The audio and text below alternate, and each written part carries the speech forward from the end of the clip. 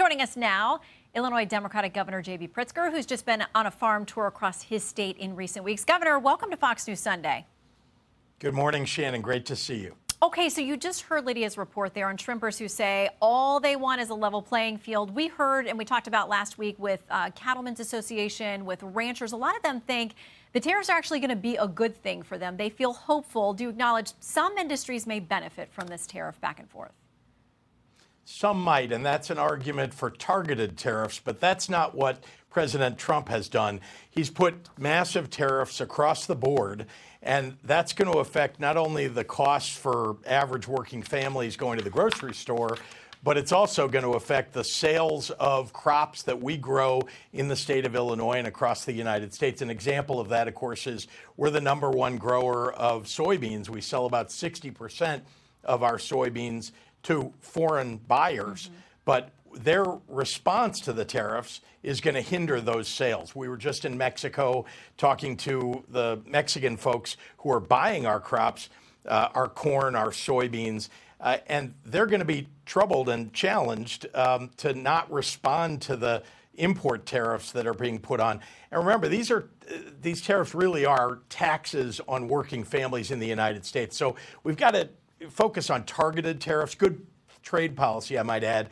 is really about protecting U.S. workers, making sure that we're expanding markets overseas, and focusing on lowering costs for American families. And none of what President Trump has done really does that. Targeted tariffs, not across-the-board tariffs. Okay, so you heard earlier in the show, White House Press Secretary Caroline Leavitt said that more than 75 countries have come to the table, have reached out. They want to do some negotiating.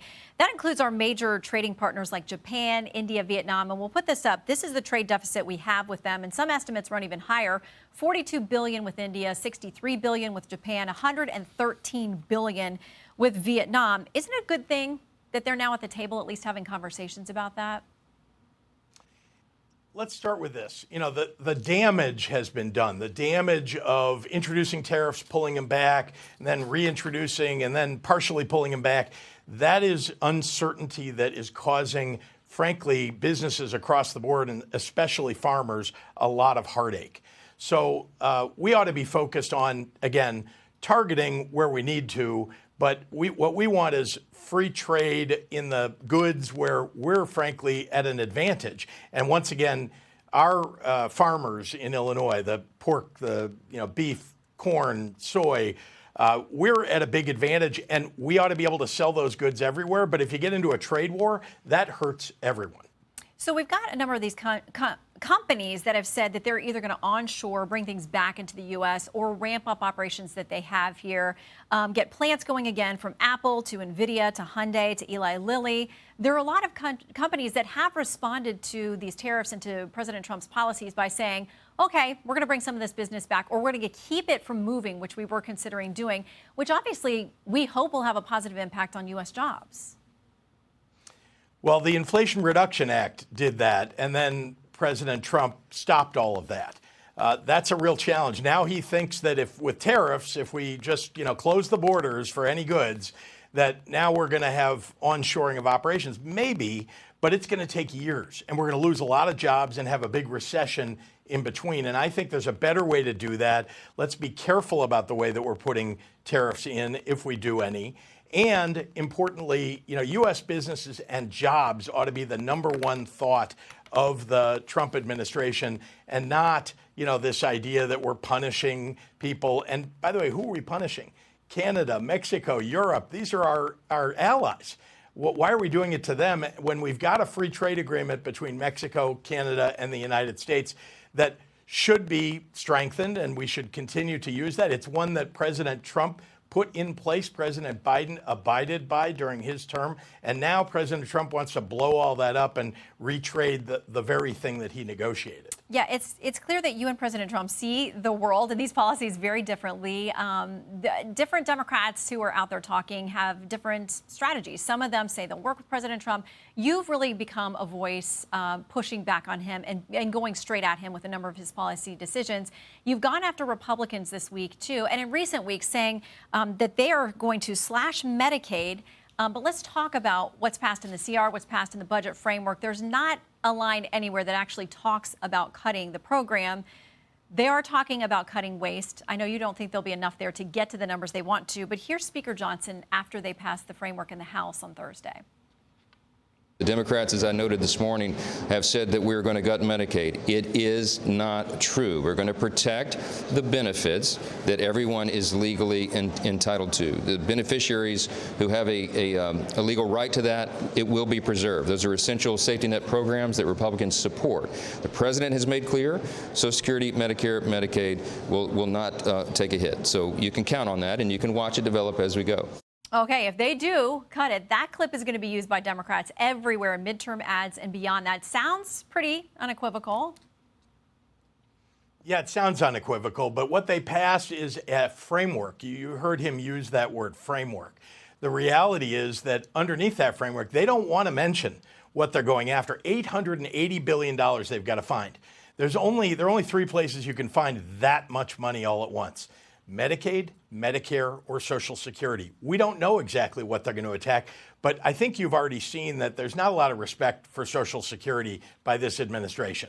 They've sent DOGE in to basically tear it apart. They're closing down offices that our seniors need to access. By the way, also children who are receiving disability payments because of something that may have happened to themselves, their families, their parents. Social Security is under the gun. Medicaid is where I think most of us think they're going to go after, because why? Republicans have been attacking Medicaid for years and years. So where are you going to find $880 billion? That's the big question. And I think the rest of us can see through it and see that, again, there are only three places that you can find that kind of money. And those are the things that most Americans, frankly, rely upon. I mean, Medicaid, Medicare, and Social Security.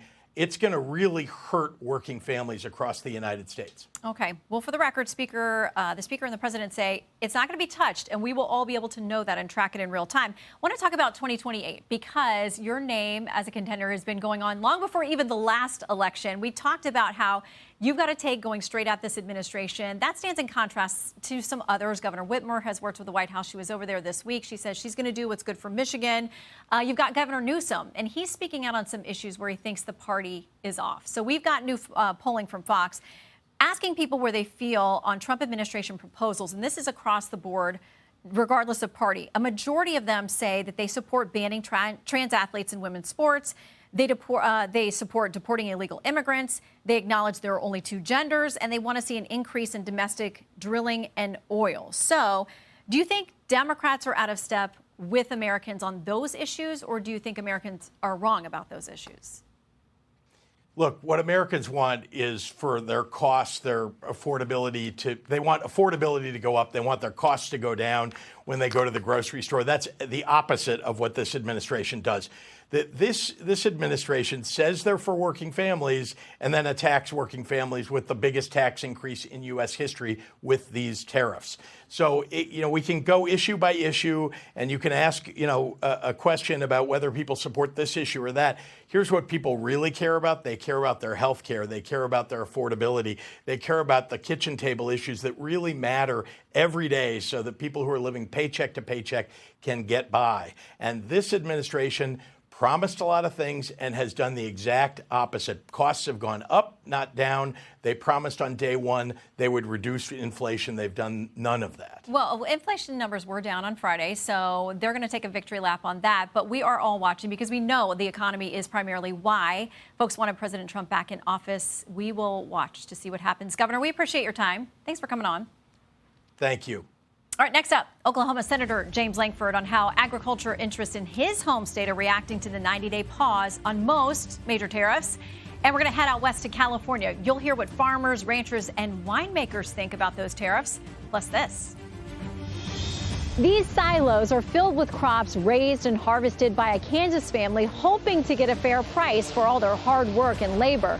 We'll ask them if they think President Trump's policies will help them have a better future. Coming up.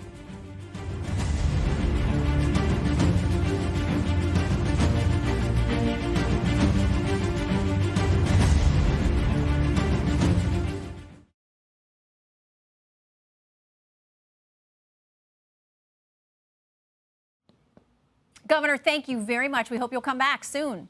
I look forward to it. You invite me, I'll be here. Okay, great. Thank you so much. Have a Thank great you. Sunday. You bet. Thanks, you too. Hey, it's Will Kane. Click here to subscribe to the Fox News channel on YouTube. It's the best way to get our latest interviews and highlights. And click to subscribe to the Will Kane podcast for full episodes right now.